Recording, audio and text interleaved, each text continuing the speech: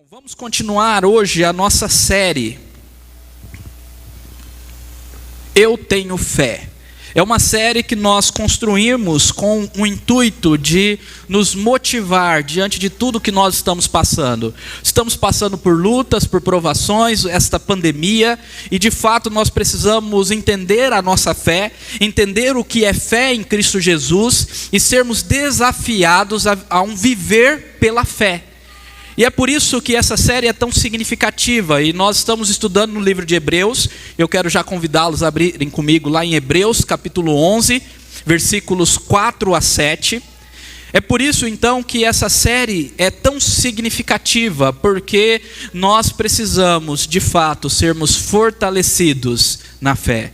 Na semana passada nós aprendemos, por exemplo, algumas coisas básicas da essência, da natureza da fé. Como, por exemplo, que fé é certeza, é convicção, é ter a certeza na palavra de Deus, naquilo que Deus disse, e confiar nesta palavra que é objetiva, que é clara. Então a fé não é apenas abstrata e subjetiva, mas é objetiva, é real, é verdadeira, é genuína, é racional. Isso nós vimos na semana passada. E hoje nós vamos falar sobre esse tema bem legal: herdeiros da justiça que vem da fé. Preste atenção na leitura, porque você vai entender o motivo que eu dei este título, esse tema para este sermão. Herdeiros da justiça que vem pela fé. Vamos então ler o texto que diz assim: pela fé, Abel ofereceu a Deus mais excelente sacrifício do que Caim, pelo qual obteve testemunho de ser justo, tendo a aprovação de Deus quanto às suas ofertas. Por meio dela, também mesmo depois de morto, ainda fala. Pela fé, Enoque foi transladado para não ver a morte. Não foi achado, porque Deus o transladara, pois antes da sua transladação obteve testemunho de haver agradado a Deus. De fato, sem fé é impossível agradar a Deus, porquanto é necessário que aquele que se aproxima de Deus creia que Ele existe e que se torna o galardoador, o abençoador dos que o buscam. Pela fé, Noé, divinamente instruído acerca de acontecimentos que ainda não se viam e sendo temente a Deus, aparelhou uma arca para a salvação de sua casa, pela qual condenou o mundo e se tornou herdeiro da justiça que vem da fé. Amém. Herdeiro da justiça que vem da fé, este é o nosso tema. Vamos orar mais uma vez? Pai querido, em nome de Jesus, que o Senhor, ó Pai, nos dê o entendimento e a clareza desse texto, que o Senhor, ó Deus, aplique essas verdades em nossos corações, nos ajude a compreender e a viver para a Tua honra e para a Tua glória. Amém. Bom, vamos trabalhar um pouquinho esse tema. Somos herdeiros da justiça que vem pela fé. Justiça que vem pela fé. O que seria isso? Há nas Escrituras Sagradas duas formas, pelo menos, de Deus demonstrar a sua justiça. Essas são as duas principais formas de Deus demonstrar a sua justiça. E nós, quando pensamos em justiça, pensamos em quê? Um tribunal, alguém que julga alguma coisa, declara a pessoa justa ou declara essa pessoa condenada, não é verdade? Então essas são as duas formas. A primeira forma de Deus demonstrar a sua justiça é, de maneira simples, condenando o pecado por meio do castigo e do juízo. Deus é justo e Ele demonstra a sua justiça condenando o pecado. Então todo o pecado está patente aos olhos daquele a quem nós temos que prestar contas. Onde está isso? Hebreus capítulo 4, versículo 13. O nosso Deus é um Deus justo. Mas calma, isso aqui nós vamos ver lá no final. Agora Deus também, Ele demonstra a sua justiça de outra forma. E este é o ponto importante para nós aqui neste momento. Ele demonstra a sua justiça perdoando o pecador através da condenação de Jesus, do seu Filho. Então, Ele não apenas demonstra a justiça quando ele condena o pecado e o pecador, mas ele também demonstra justiça quando ele perdoa o pecador através do seu Filho. Mas aqui está implícito, explícito, muito claramente explícito, né? Uma verdade muito importante para nós da fé cristã, que é o sacrifício substitutivo de Cristo. Cristo foi o nosso substituto. Deus é justo, Ele é um Deus de justiça, é um Deus que condena o pecado, e se nós não somos condenados e recebemos o perdão, quem que foi condenado? Alguém tem que morrer, alguém tem que ser condenado, alguém tem que pagar o preço, alguém tem que quitar a dívida. Existe uma dívida com Deus, e quem vai quitar essa dívida? Jesus. Jesus é condenado em nosso lugar. Então, herdeiros da justiça mediante a fé não aponta o primeiro caso, ele aponta o segundo. E isso significa que se nós somos herdeiros da justiça mediante a fé, nós somos herdeiros do perdão que Jesus conquistou na cruz. Ser herdeiro da justiça é igual ser herdeiro do perdão que Jesus conquistou na cruz. Está claro isso? Então, se você é herdeiro da justiça, você é herdeiro do perdão. Onde está isso na Bíblia, pastor?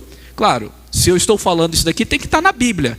Eu não estou falando uma coisa que eu inventei, mas o Senhor revelou para nós em sua palavra. Olha o que diz lá em Romanos, capítulo 3, versículo 20 e 24. Eu trouxe na NVI para nós, para ficar um pouquinho mais claro a leitura. Portanto, ninguém será declarado justo, justificado, ser herdeiro da justiça, diante dele, diante de Deus, baseando-se na obediência da lei. Ou seja, não é por obras, pois é mediante a lei que nos tornamos plenamente conscientes do pecado. Mas agora se manifestou uma justiça, olha só, que provém de Deus, independentemente da lei, da qual testemunham a lei e os profetas. Justiça de Deus mediante a fé em Cristo Jesus para todos aqueles que creem. Para todos os que creem. Não há distinção, pois todos pecaram e estão destituídos, separados da glória de Deus, sendo justificados, declarados justos gratuitamente por sua graça, por meio da redenção que há em Cristo Jesus. Olha que texto maravilhoso. É um texto que em si dá um sermão, explicações profundas desse texto. Mas o que eu quero que os irmãos notem é que a justiça de Deus vem pela fé. O termo justificado nesse texto, que também aparece em Romanos 5:1, justificados, pois, mediante a fé temos paz com Deus. Se você é justificado, justificado é oposto de ser condenado. Então, se você é justificado, significa que você não é condenado. Aquele que é justificado, ele não será condenado, ele foi perdoado. E por isso Romanos 8:1 inicia assim: não há condenação para aqueles que estão em Cristo Jesus. E isso é por meio da fé, não é por obras. Esse texto deixa claro. É por meio da fé. A justiça de Deus vem a nós. Nós somos declarados justos por meio da fé. Isso tem tudo a ver com o texto que nós vamos estudar hoje. Vamos relembrar um pouquinho o contexto aqui. Deixei uma coisa para trás do sermão passado, acrescentei uma coisa agora no contexto, então sempre a gente vai deixando algo que já falamos, então volte lá nos sermões passados para você ver um pouco do contexto, porque sempre a gente vai trazer uma informação nova, algo que tem a ver com este texto em específico. E eu já tenho falado aos irmãos que a carta aos Hebreus foi escrita para motivar os cristãos judeus, a permanecerem firmes na fé. Eles estavam querendo abandonar a fé cristã por causa da perseguição, por causa da demora da vinda de Jesus, por causa do judaísmo, da seita judaica que era atrativa.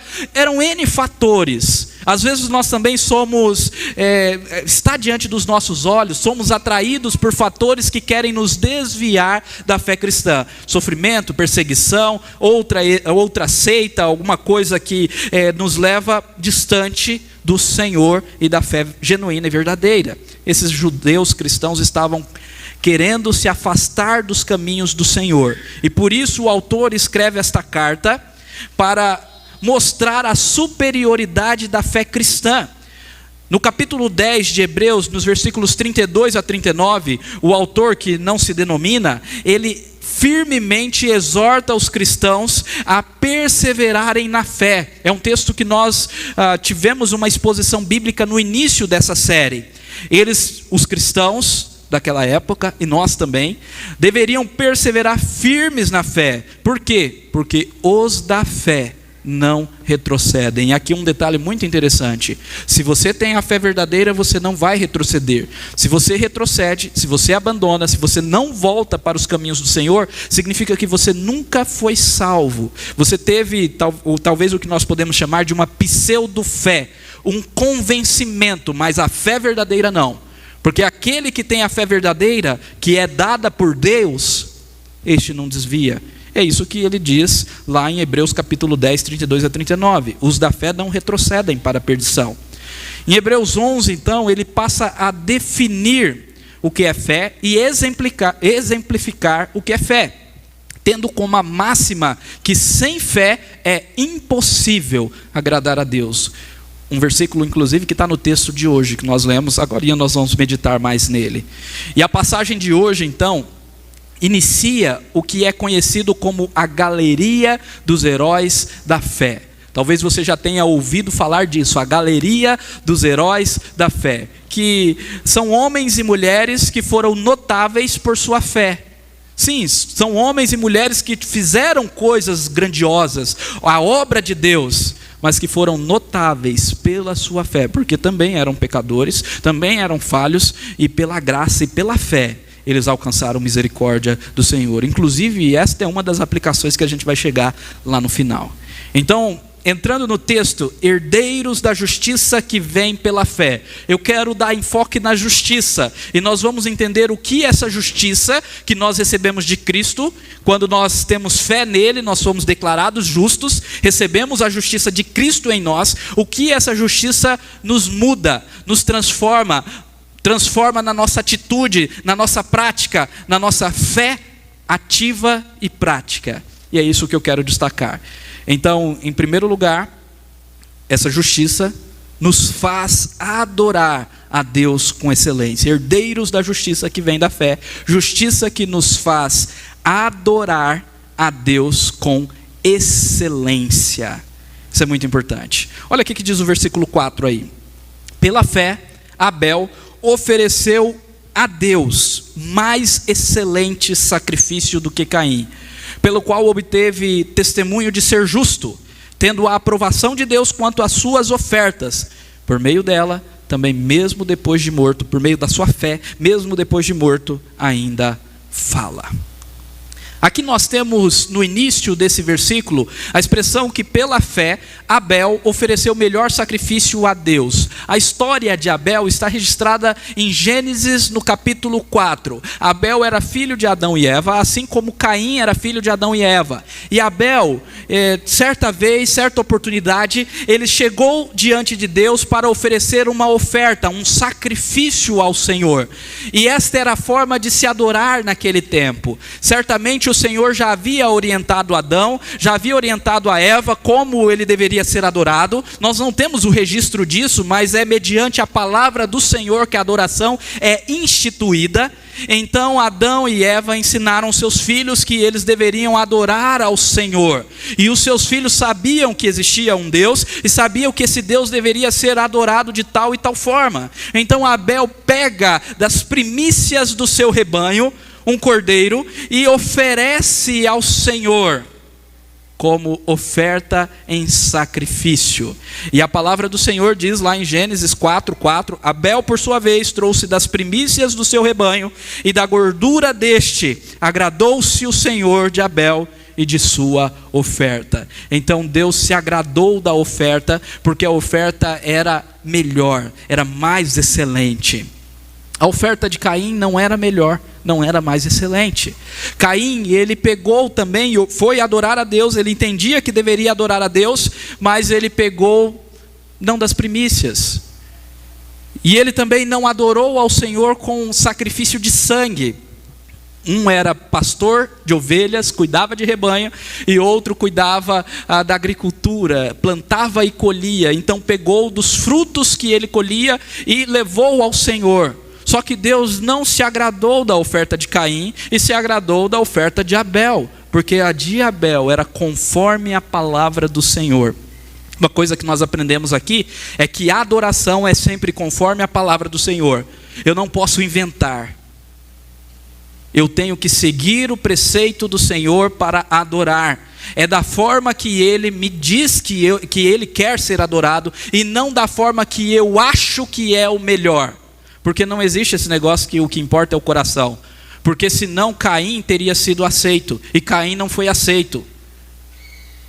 Então deve ser em obediência à palavra do Senhor, e deve ser o melhor, mais excelente, melhor sacrifício, melhor oferta. Isso foi agradável ao Senhor.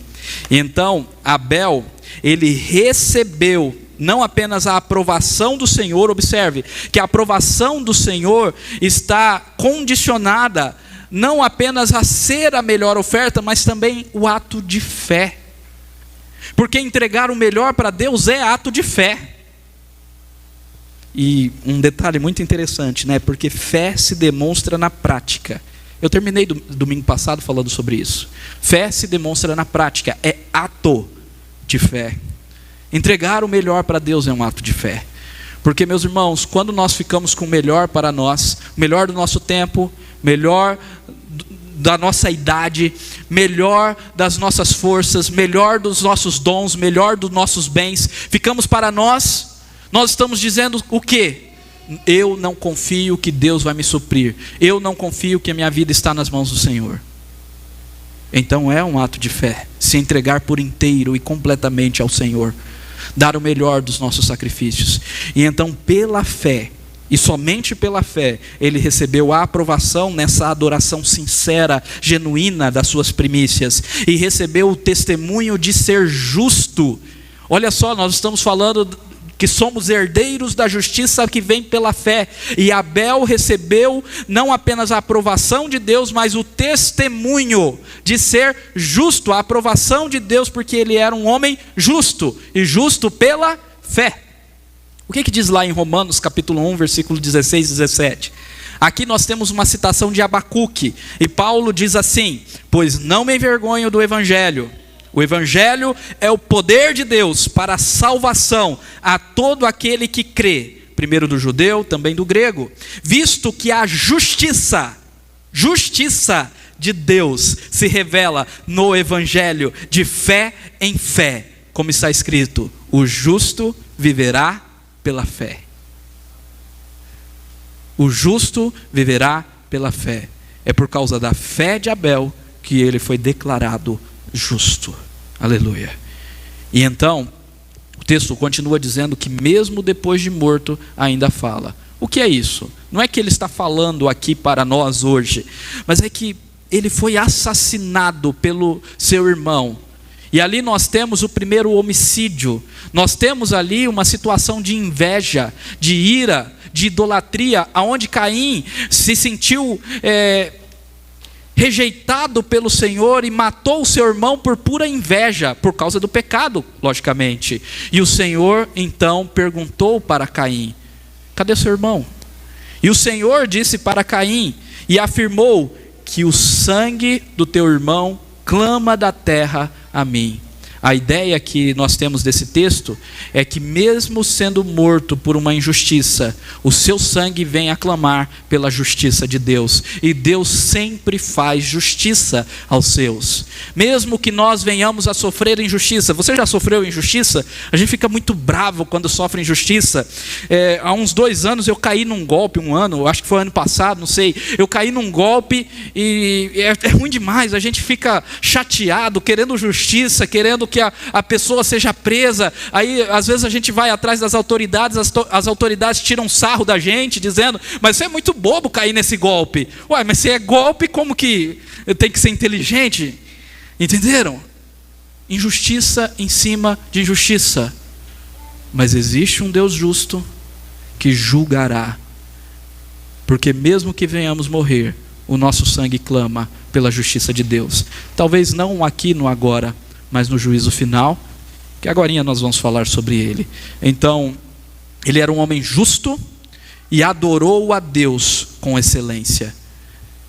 Como tem sido a sua adoração, meu irmão? Você tem adorado a Deus com o seu melhor, com excelência, pela fé? Em segundo lugar, essa justiça que nós recebemos como herança faz com que nós possamos viver de forma agradável a Deus. Isso é muito claro neste texto, mas é importante a gente destacar isso e deixar em caixa alta. Justiça que nos faz viver de maneira agradável, andar de maneira agradável ao nosso Deus. E isso nós temos pelo exemplo de Enoque. Olha só, versículo 5. Pela fé, Enoque foi transladado. Transladado foi porque Enoque não morreu. Deus levou Enoque ainda vivo para viver nos céus, para viver na eternidade, no paraíso. Então, o paraíso é um lugar, porque Enoque está lá vivo, com corpo inclusive, Jesus também está com corpo, então, e Elias também está com corpo lá, porque ele também foi transladado. Então Enoque foi um dos poucos que não viu a morte, mas foi levado para viver a eternidade sem morrer. Isso que é ser transladado. E aí o texto continua: pela fé Enoque foi transladado, para não ver a morte. Não foi achado porque Deus o transladara, pois antes da transladação obteve testemunho de haver agradado a Deus. Lá em Gênesis capítulo 5, versículo 24, conta a história de Enoque. Enoque era o sétimo depois de Adão, e Enoque andava com Deus. O texto diz, 5:24, Gênesis 5:24, andou Enoque com Deus e já não era, porque Deus o tomou para si. O andar com Deus é o viver na presença de Deus. A tradução grega do Antigo Testamento, chamada de Septuaginta, traduz já interpretando o que seria isso daqui. E na tradução grega do Antigo Testamento é dito que Enoque agradou a Deus, viveu uma vida do agrado do Senhor. É essa a ideia aqui. Se você anda com Deus, se você vive com Deus, certamente você vive agradando, porque Deus não vai viver, você não tem como andar e viver com Deus se você vive uma vida de pecado, porque Deus é santo. Se você vive uma vida de incredulidade, esse é o grande ponto aqui.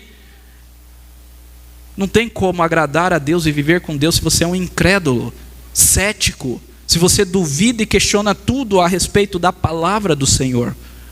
Não estou dizendo que você deve ter uma fé cega, deve compreender sim a palavra, deve compreender de maneira racional, estudar sim a palavra, compreender os detalhes, mas entenda, só é possível compreendê-la com fé. Isso é a verdade. Então Enoque andou com Deus e já não era. Já pensou que coisa linda? Ele andando com o Senhor, vivendo uma vida com o Senhor, e o Senhor fala: Enoque, eu te amo, vem morar comigo para todo sempre. É assim que Deus faz conosco também em Cristo Jesus. Ele nos diz: eu amo vocês e enviei meu filho para morrer na cruz, para todo aquele que nele crê não morra, mas tenha a vida eterna e viva toda a eternidade na minha presença. E é isso que nós precisamos crer no nosso Senhor. Por quê? Porque sem fé é impossível agradar a Deus. Olha aqui que diz o versículo 6. De fato, sem fé é impossível agradar a Deus, porquanto é necessário que aquele que se aproxima de Deus creia que Ele existe e que se torna galardoador dos que o buscam. Aqui é uma sequência, um comentário do autor de Hebreus em relação a Enoque, em relação a Enoque ter agradado ao Senhor. E ele diz: olha, sem fé é impossível agradar a Deus. Com incredulidade não tem como agradar a Deus. Sem entrega genuína e verdadeira mediante a fé, não tem como agradar a Deus. Um detalhe que eu quero que os irmãos percebam é que os antigos eram salvos por meio da fé. Existem algumas pregações no mundo afora que dizem que os antigos foram salvos mediante a sua obra, que o Antigo Testamento a salvação era pelas obras e o Novo a salvação é pela fé. Não, sempre foi pela fé. A salvação sempre foi mediante a graça do nosso Deus, um presente do Senhor que nós recebemos pela fé. E esse texto de Hebreus nos deixa claro isso, porque Enoque, porque Abel foram salvos e receberam testemunhos de justiça, porque eles creram, porque sem fé é impossível agradar a Deus. Depois da queda, ninguém é capaz de ser justo o suficiente para garantir a sua própria salvação. Nós precisamos crer naquele que é suficiente em nosso lugar, Jesus Cristo. É isso que o texto nos ensina. Então, sem fé é impossível agradar a Deus, mas ao se aproximar de Deus, é muito legal isso daqui, aquele que se aproxima de Deus. Por que é interessante e muito importante essa ideia de se aproximar? Porque o autor de Hebreus, em várias passagens, ele fala dessa aproximação diante de Deus, e essa aproximação que só é possível mediante Jesus Cristo. Os irmãos precisam compreender que para um judeu isso aqui é muito sério, porque o judeu ele não tinha o direito de se achegar na presença de Deus. Essa presença precisava ser mediada por meio do sacerdote. Somente o sumo sacerdote adentrava no Santo dos Santos, aonde estava a Arca da Aliança, aonde simbolizava a presença de Deus, e entrava uma vez por ano. O judeu não tinha acesso ao Santo dos Santos, não tinha acesso à presença de Deus. Ela precisava ser mediada. Mas por várias vezes o autor de Hebreus disse que Jesus, ele rasgou o véu, que Jesus nos deu livre acesso. Portanto, acheguemo-nos, portanto, junto ao trono da graça, Hebreus 4, versículo 16, a fim de recebermos misericórdia e graça e socorro em ocasião oportuna, tendo Jesus Cristo como grande sumo sacerdote. Acheguemo-nos com intrepidez diante da presença de Deus. Então, se é possível se aproximar de Deus, só é possível porque Jesus se tornou o nosso mediador. Essa é uma verdade que você crê, ou pelo menos que você fala, às vezes sem entender. Porque toda vez que você ora, você diz aquela fórmula mágica, em nome de Jesus. O que significa isso? É porque é em nome dele, mediante ele, através dele. Ele é o mediador. Sem ele não é possível orar. Agora, claro, existem pessoas arrogantes que oram em seu próprio nome. Em meu nome eu estou orando. Isso não existe. É em nome de Jesus. Ele é o mediador. Então, ao aproximar de Deus, é necessário crer que ele existe, logicamente, mas que abençoa os que o buscam. Esse é um ponto extraordinário. Por quê, pastor? Porque o nosso Deus, ele não é apenas um Deus justo, que condena o pecado, mas ele é um Deus gracioso e benevolente, que perdoa, que abençoa, que ama, que faz o bem, que é bom. Eu gosto muito do texto de Naum 7. É um texto para você decorar, para você ter na cabeceira da sua cama, para você ter naqueles dias que você for para a sacada orar e chorar, viu, Danilo? Naum 1,7. O Senhor é bom, é fortaleza no dia da angústia, e conhece, é quase que, e ama os que nele confiam. Então, a ideia aqui não é apenas que Deus existe, que Deus é justo, mas que ele é bom. Essa talvez seja a primeira verdade que nós precisamos ensinar às crianças. Deus é bom, ele é benevolente, ele é gracioso, ele abençoa os que o buscam. E Jesus deixou claro para nós que aquele que vem a mim, de modo algum eu o lançarei fora. Então, se você vai até Jesus com fé, sabendo que ele é um Deus bom, ele não vai te lançar fora, ele vai abençoar, ele vai derramar a sua graça sobre a sua vida.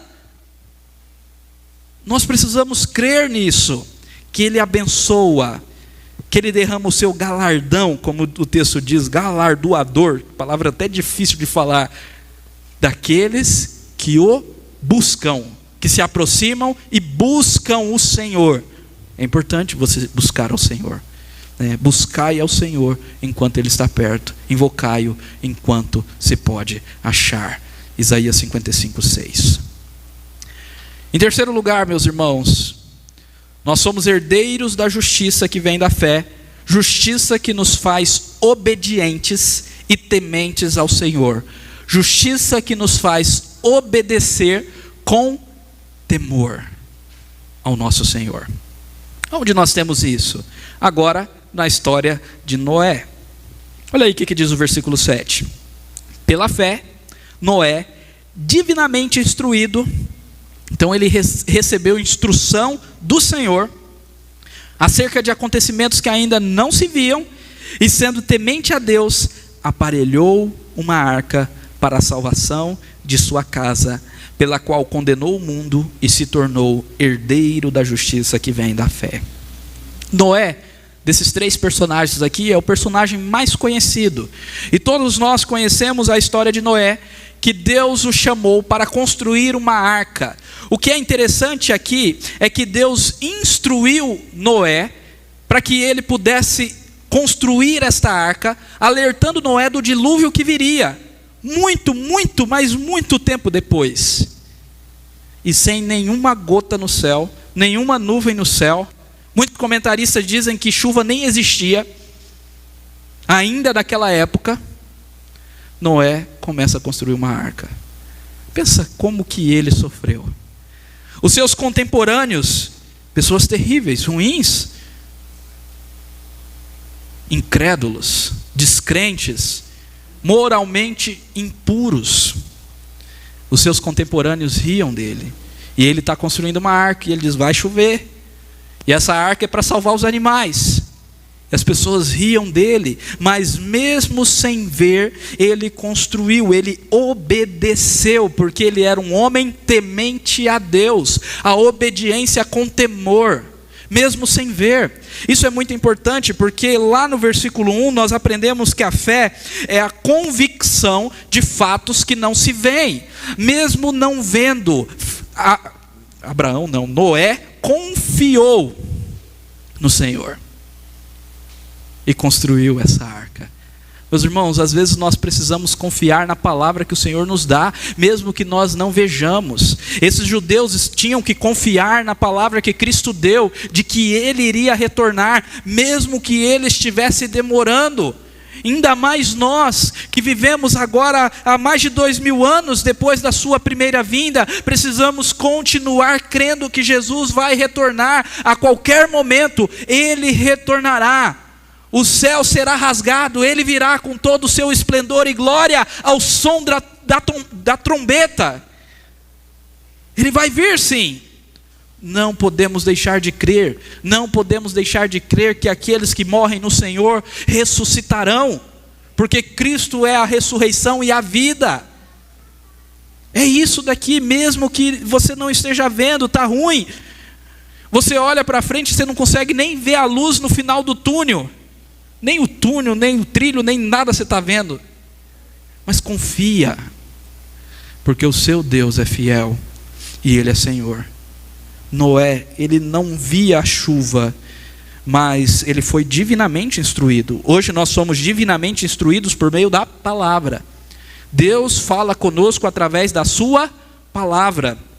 Então, divinamente instruído, Noé obedeceu.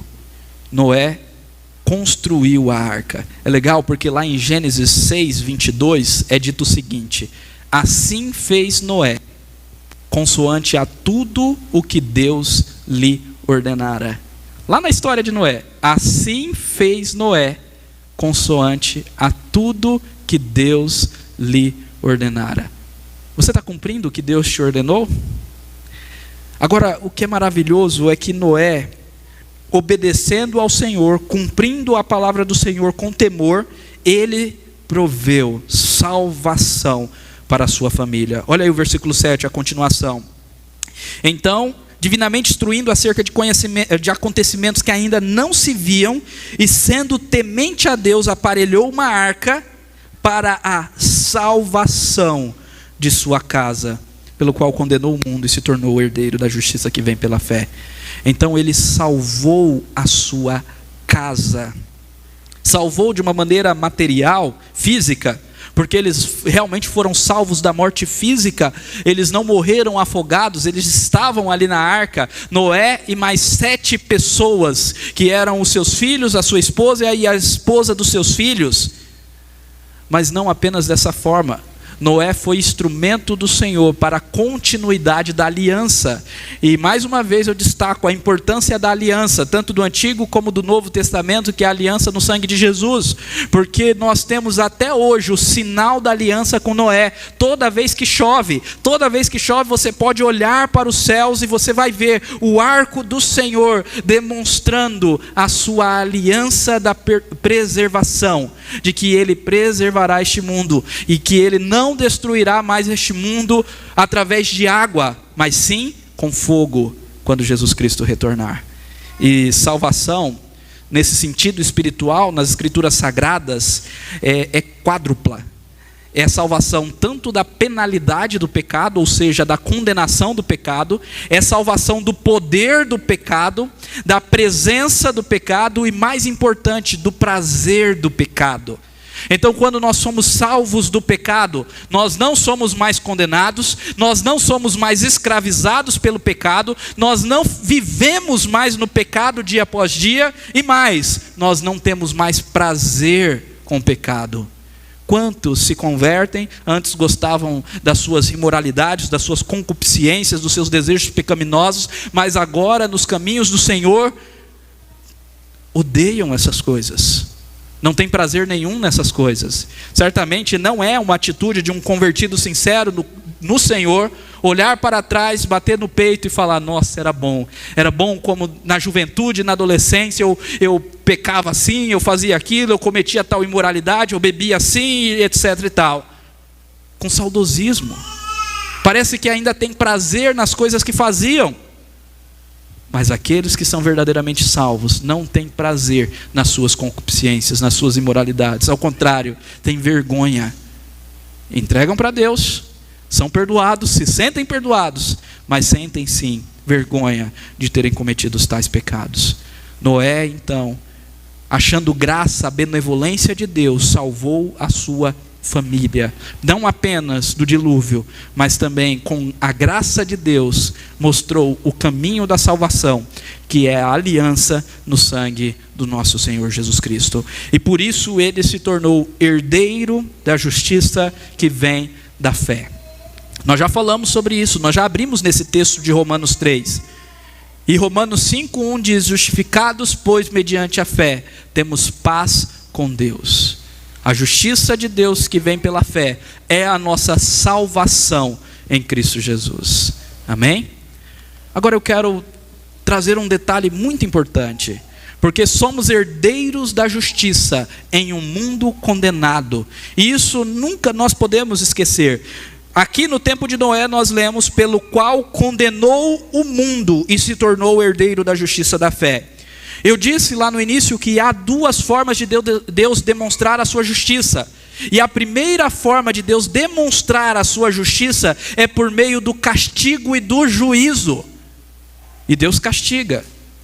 E haverá um dia do grande julgamento. Meus irmãos, as escrituras amplamente atestam esse dia do juízo. Muitos cristãos hoje tentam fugir dessa ideia. Muitos cristãos até dizem a mentira que Jesus nunca falou isso. Quem falou foram os apóstolos. É mentira, Jesus sempre falou sobre isso. Se você lê em Mateus, Marcos, Lucas, João, os evangelhos, uma parte considerável dos ensinamentos de Jesus falam do juízo de Deus. Mateus 25. Ele diz que ele virá julgar. E o dia do grande juízo vai ser uma separação entre bodes e ovelhas. E o inferno é o castigo eterno para aqueles que não creram e para aqueles que não viveram de maneira justa na presença do Senhor. Agora, eu quero que os irmãos abram comigo um texto de Pedro, 2 Pedro 2, 5 a 10. Esse texto de Pedro é um texto aonde Pedro cita também Noé. Noé, este homem que condenou o mundo, e se tornou herdeiro da justiça. E da mesma forma nós temos aqui a expressão dessa condenação de Noé, que foi um juízo parcial, um juízo pequeno em relação ao juízo final. Entendam isso. O juízo em Noé foi um juízo parcial. Existirá um juízo total, integral e final, que é quando Jesus retornar. O texto diz, 2 Pedro capítulo 2, versículos 5 a 10. E não poupou o mundo antigo. Quem? Deus. Deus não poupou o mundo antigo, mas preservou a Noé, pregador da justiça, e mais 7 pessoas quando fez vir o dilúvio sobre o mundo de ímpios, e reduzindo a cinzas as cidades de Sodoma e Gomorra. Outro juízo parcial, cidade de Sodoma e Gomorra. Então, reduzindo a cinzas a cidade de Sodoma e Gomorra, ordenou a ruína completa, tendo-as posto como exemplo a quantos venham a viver impiamente, sem fé, incrédulo, de maneira impura. E livrou o justo Ló, afligido pelo procedimento libertino daqueles insubordinados, porque este justo, pelo que via e ouvia quando habitava entre eles, atormentava a sua alma justa a cada dia por causa das obras iníquas daqueles. É porque o Senhor sabe livrar da provação os piedosos e reservar sob castigo as injustiças para o dia do juízo. Pedro está dizendo, especialmente aqueles que, seguindo a carne, andam em imundas paixões e menosprezam qualquer governo, atrevidos, arrogantes, não temem difamar autoridades superiores. Olha o que Pedro lista aqui. Não temem difamar autoridades superiores. Esses, Deus está reservando o dia do juízo, a condenação. Meus irmãos, Deus é justo. E Ele aplica a sua justiça de 2 formas, ou com juízo, ou com perdão pela fé. Você quer receber a justiça de qual forma? Com juízo ou com perdão? Só existem essas 2 formas, e Ele vai aplicar a sua justiça, porque Ele é justo. Então, vamos pensar algumas coisas práticas agora. 7 pontos aqui, 7 coisas práticas, 7 atitudes que nós precisamos tomar. Primeiro, perceba que a salvação sempre foi só pela fé. E não é possível agradar a Deus sem fé. A salvação é só pela fé. Não é por obras para que ninguém se glorie.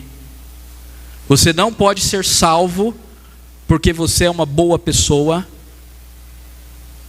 É até arrogância pensar que você vai ser salvo por causa das suas atitudes, porque você nunca será bom o suficiente. Agora é tirar uma carga, um peso das costas, um fardo enorme, entender que, eu não sou salvo pelas minhas obras, graças a Deus, porque eu nunca vou ser bom o suficiente. Só pela fé, sempre foi e sempre será.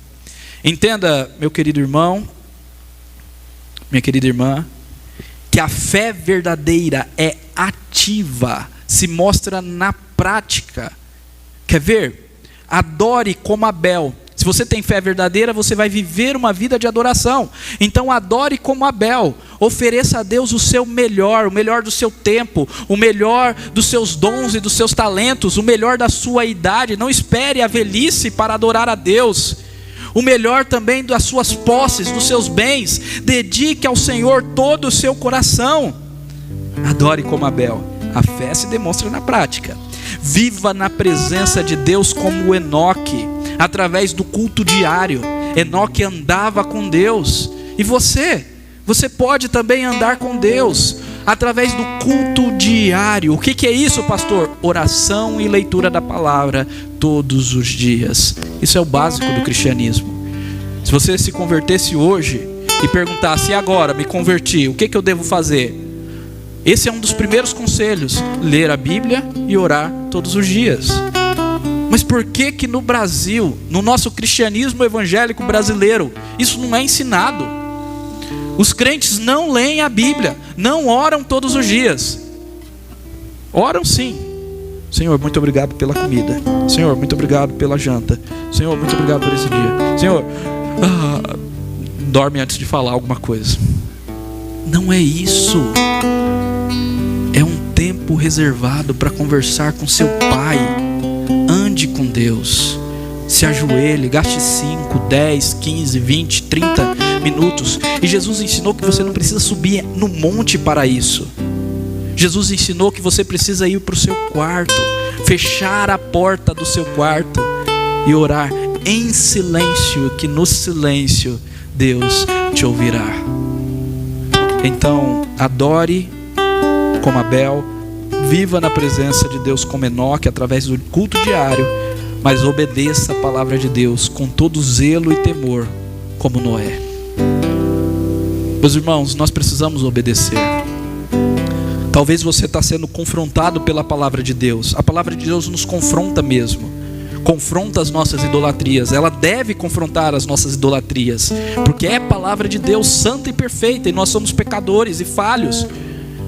Então, se está te confrontando, se está falando algo que você está fazendo errado e você precisa mudar, se submeta ao Senhor com temor.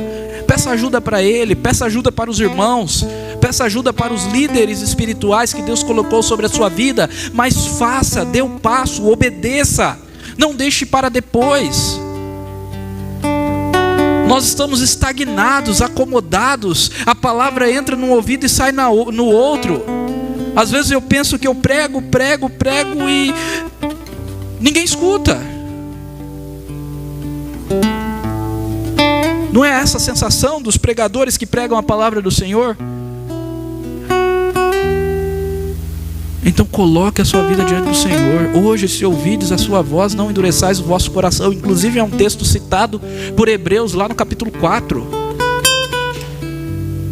Deus está falando, obedeça, mas agradeça também pela herança da justiça que vem pela fé. Hoje nós aprendemos que a justiça que vem pela fé é a salvação, é o perdão dos nossos pecados. Agradeça por isso. Agradeça, meu irmão, porque você não vai ser condenado. Horrível coisa é cair na mão do Deus vivo, e nós não vamos cair na mão do Deus vivo para condenação. Nós estamos na mão dele como filhos que ele ama. Que coisa maravilhosa. Então agradeça, tenha uma vida de gratidão, mas creia. Se estamos falando de fé, tem que crer, claro. Creia que ele abençoa os que o buscam com fé. Creia que ele é galardoador dos que o buscam. Eu quero finalizar. Eu sempre estou trazendo um hino antigo aos irmãos, um hino do nosso inário Novo Cântico, o inário da Igreja Presbiteriana. E eu quero finalizar com a letra desse hino, o hino 92, Fé Contemplada. Olha que legal.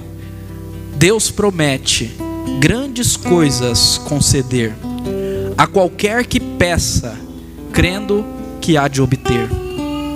Esperando sem na fé enfraquecer, o Senhor a sua fé contemplará. Tua fé Jesus contemplará. Sim, o que Jesus promete, dá. Ele vê o coração e responde à petição. Tua fé Jesus contemplará. Creia nisso. Curva sua cabeça e vamos orar. Cada vez que a minha fé é provada, tu me dás a chance de crescer um pouco mais.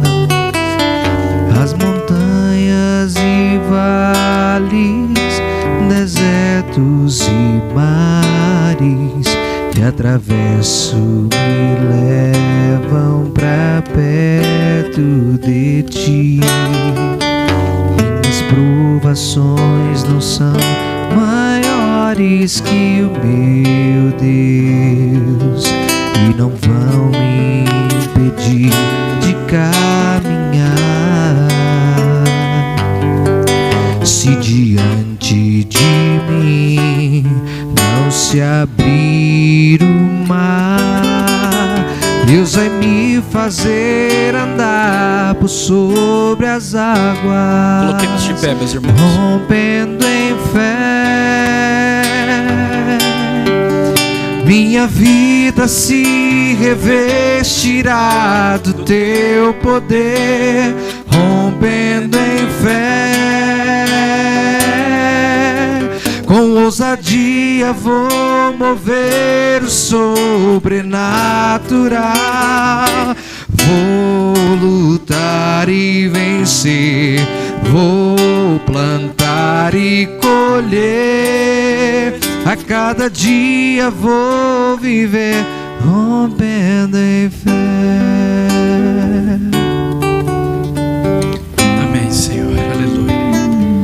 Senhor, fortalece a nossa fé.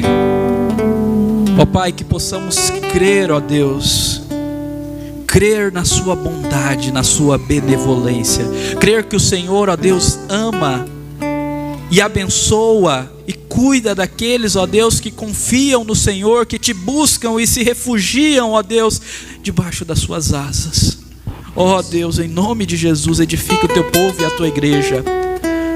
Vá sobre aqueles que estão sofrendo, ó Pai, que precisam, ó Deus, da tua restauração, do fortalecimento, ó Deus, da sua fé, em nome de Jesus, ó Pai. Edifica o teu povo e encha-nos de ti, ó Pai.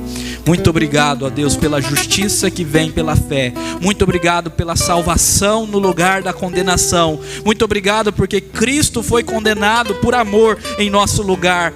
Nós te louvamos, nós te agradecemos e pedimos que a nossa fé seja prática, que possamos viver uma vida de adoração, que possamos, ó Deus, andar com o Senhor todos os dias, que possamos te obedecer com temor e tremor, porque tu és Deus.